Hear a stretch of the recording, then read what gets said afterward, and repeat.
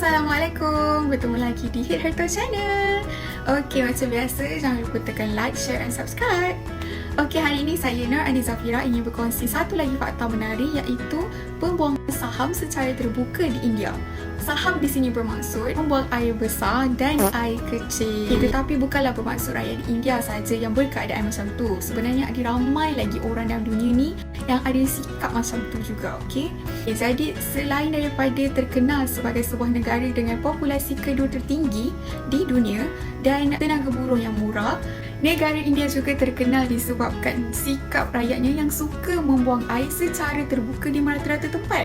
Kenapa sebenarnya diorang ni buat macam tu? Tak rasa malu ke? Tak ada apa-apa tindakan daripada kerajaan ke kan? Okey, itulah yang menjadi topik bualan kita pada hari ini. Sebenarnya lebih daripada setengah bilion orang yang membuang air besar di tempat terbuka di India. Selalunya mereka membuang di lubang-lubang, kadang-kadang di tepi jalan dan kawasan yang larut ke dalam sumber air. Aktiviti ini dilakukan oleh kebanyakan orang di India dan tidak mengira jantina. Kalau lelaki, mereka lebih terbuka untuk membuang, bermaksud kalau dia rasa nak membuang, maka di situlah dia buka seluar dan membuang dengan tenang.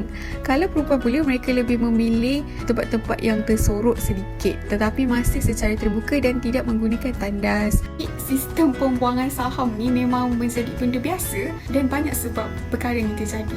Dianggarkan ada 56% penduduk India yang tidak mempunyai akses kebersihan yang mencukupi. Contohnya di satu-satu tempat tu, penduduknya ada 1 juta. Toilet yang ada kat situ hanya 1,000 saja. Bermaksud satu toilet tu dikongsi oleh lebih daripada 1,000 orang. Jadi boleh bayang tak keadaan toilet tu macam mana? Tandas memang akan jadi sangat-sangat kotor dan memang takkan ada siapa pun yang sanggup nak bersihkan tandas tu. Selain itu, terdapat 65% penduduk di kampung pula yang memang mengamalkan membuang air secara terbuka atau hanya mempunyai akses kepada kemudahan sanitasi yang teruk. Kemudahan sanitasi yang teruk ni bermaksud di kawasan mereka tu ada tandas, tetapi tandas ni tak boleh digunakan, tidak berfungsi, tidak disambungkan ke sistem kembahan, tidak diselenggara dengan baik dan sebagainya. Di bandaraya, kualiti sanitasi ni bergantung kepada kekayaan. Tetapi tahap kemiskinan di India ni jauh lagi dahsyat. Contoh dekat kawasan-kawasan setinggan yang paling besar di India, iaitu di Darbari. Kawasan tu memang tersangat-sangat dah miskin. Jadi memang tak ada tandas dan mereka memang membuang air secara terbuka. Walau bagaimanapun, di pedalaman India ada lagi faktor yang memburukkan lagi keadaan, iaitu masalah sikap dan mentaliti mereka sendiri.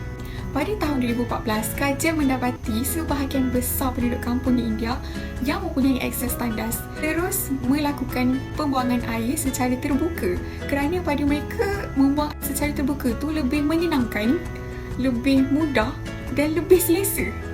Jadi, Perdana Menteri Narendra Modi pada ketika itu mengumumkan misi Swachh Bharat atau Clean India untuk membendung amalan membuang air secara terbuka di India. Kempen itu menghasilkan beberapa organisasi yang cuba mendidik orang tentang bahayanya membuang air secara terbuka.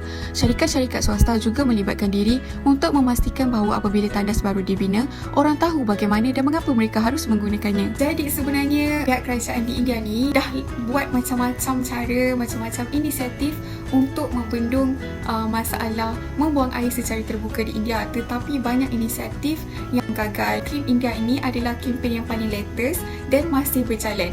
Jadi kita belum boleh simpulkan lagi secara keseluruhan sama ada kempen ini berjaya ataupun tidak. Tapi sedikit sebanyak mengurangkan masalah membuang air secara terbuka di India sebab dah banyak tandas yang berjaya dibina. Namun masalah ini masih menjadi masalah yang kritikal. Itu sahaja daripada saya. Sekian, terima kasih.